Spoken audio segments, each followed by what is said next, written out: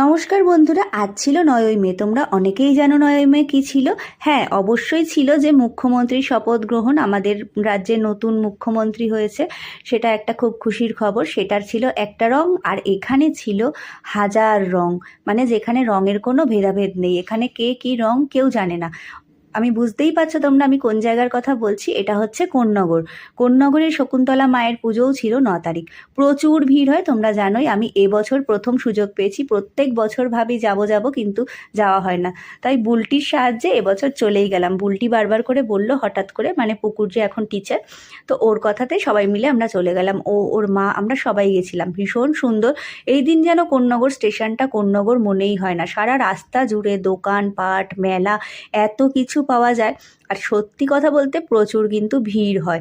অসুস্থ মানুষ হলে অবশ্যই যেও না, কিন্তু সুস্থ মানুষরা যাও, মায়ের টানে ভীষণ ভালো লাগবে। সব থেকে বড় কথা, যে কোনো জায়গায় ওখানে শরবত, ঠান্ডা জল, পানীয় কেউ না কেউ দিয়েই যাচ্ছে। জল বাতাসা, শরবত, লেবু জল, রুয়াবজা, তারপরে রসনা ছিল, ওখানে খিচুড়ি ছিল, কত কী যে ওখানে খেয়েছি, ভীষণ ভালো লাগছিল। পেট একদম জলে সবসময় ভরেই থাকছিল।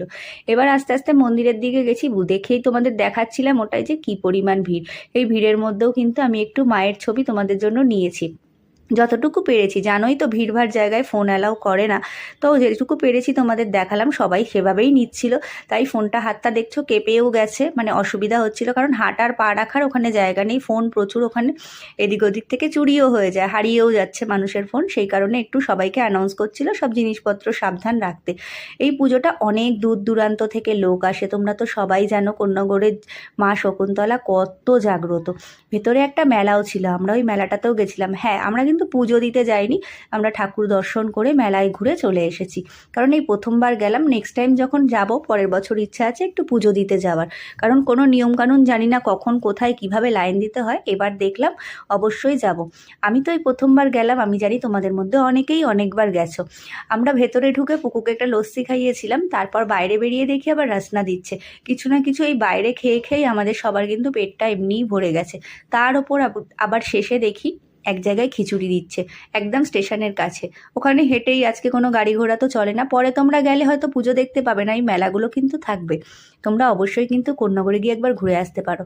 তো যাই হোক, শকুন্তলা মায়ের পুজো অনেক জাগ্রত। উত্তরপাড়ায় আমি থাকি, উত্তরপাড়ার লোকেরাও প্রচুর গেছে, ট্রেন ভরে ভরে লোক গেছে। এই যে খিচুড়ি আলুর দমটা দিয়েছিল, প্রচুর গরম, তো খিচুড়ি আলুর দম খেয়ে আমি বাড়ি চলে আসলাম। আর এই জিনিসটা আমার খুব কষ্ট লাগে ওখানে, এই ছাগ বড়িটা। তোমাদের ভিডিওটা কেমন লাগলো জানিও। আজকের মতন